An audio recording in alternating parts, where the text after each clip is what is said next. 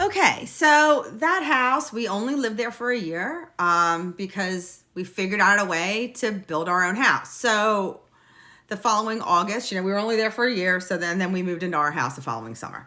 Um, but in that house was when I really started seeing spirits again and realizing that they were people that had passed away. So I said to my landlord, because we rented that house from a man that we knew, or that my husband's family knew.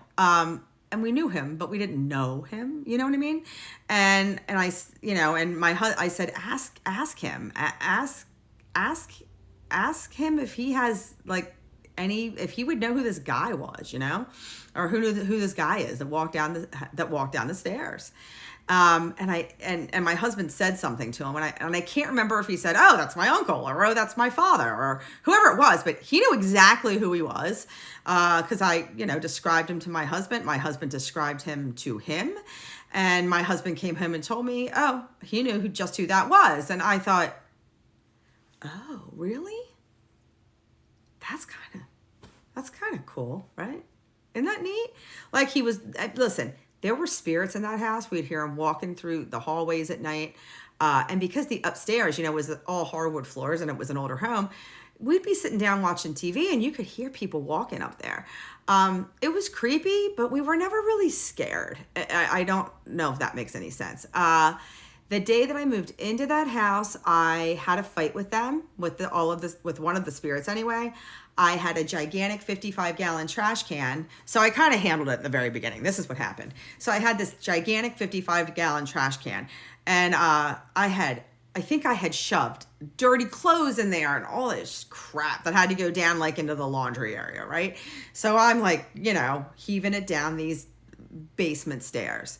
And someone kicked me very hard in the small of my back, and I dropped onto the steps. The 55-gallon trash can landed on top of me, full of clothing, I believe, and I went all the way down the stairs.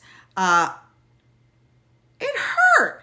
Like, if I would fall like that now, I'd be in the hospital for 2 weeks. But I managed to get my ass up off the ground. I came back upstairs, and my husband's like, "Are you okay? I heard you fall." I said, "No, I'm not okay." He said, "Who kicked me?" And he goes, "Nobody was even in the room. Nobody." "What do you mean?" I'm like, "No, you kicked me." He said, "I didn't kick you." I said, "The hell you didn't kick me. Somebody kicked me." He goes, "I was outside. I didn't kick you.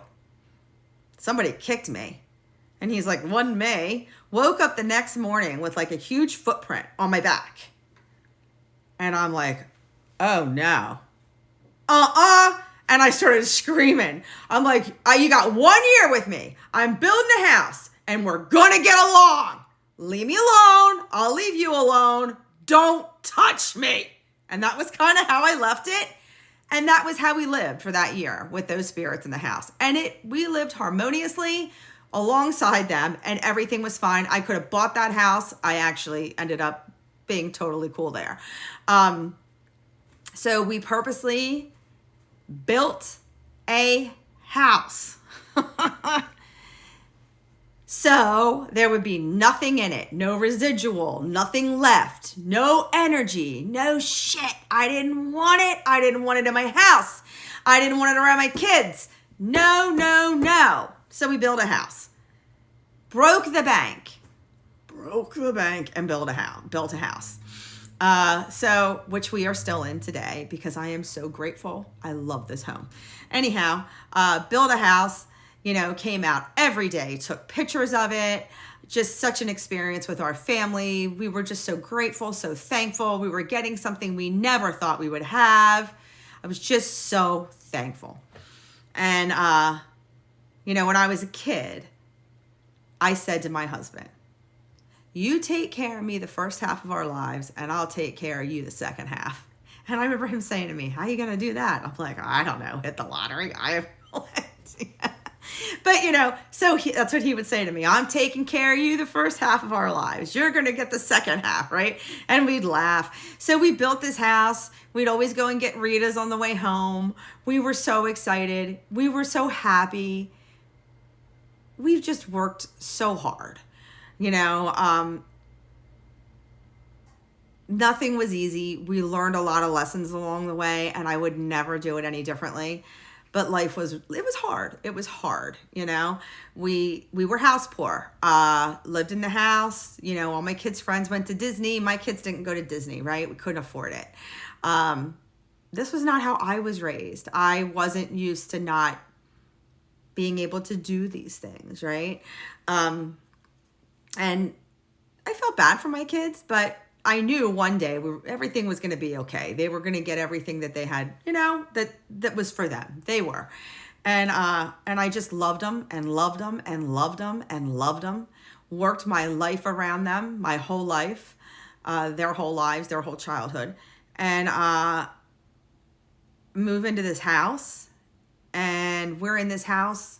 I don't know. There's not even grass outside. So, I mean, it's a couple weeks, right? And my husband catches me outside. Well, trying to get outside. He blocks me at the front door and starts yelling at me. What are you doing? What are you doing? Why are you going outside? So I was sleepwalking. And he said that I hollered right back at him. And I told him that I was going with the Indian boy. And he's like, what the hell are you talking about? Alicia, wake up. And he finally got me to wake up. But can I tell you, I remember standing there holding hands with this little, you know, American Indian boy. And cutest little guy. He had come into my bedroom. I vividly remember this. He came into my bedroom and he held out his hand. And he asked me to come with him. And I said, okay. So I jump out of bed, you know, asleep. And he went out my second story window. I slammed into the window twice. I remember doing that. And it kind of woke me up because I was trying to follow him. And then I just about face, turned around, and out my bedroom door I went, and right down the stairs to go out the front door because he was in the driveway waiting for me to show me something. And when my husband, you know, like, anyway, everything was okay. He got me back to bed. The next morning I thought, well, what the hell was that? Like, we purposely built a house and now I've got this little Indian dude at my house. Like, what's going on?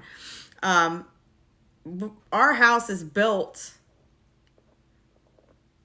on a hill.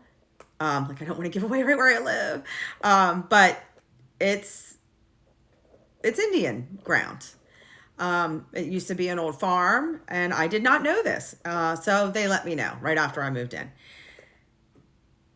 This house was all I ever wanted. My family was all I ever wanted. When I moved here, I finally felt safe. I felt like it was the first time I had a home in a really long time. Like, since my mom left. And I had control over the energy of that home. There was no one else controlling it but me. But I'm still broken. But I got what I wanted. I got to where I wanted to be. And I was so thankful. And I am still so thankful to this day that I was able to get this house. And my children were able to each have their own bedrooms. You don't understand what an accomplishment that was for us. It was huge. And we did it together. You know, Ed and I did this together. We did it. And we were so proud of ourselves. Then the dreams started for me. Like, I've always had dreams. I've always had visitations. I've always been taken places.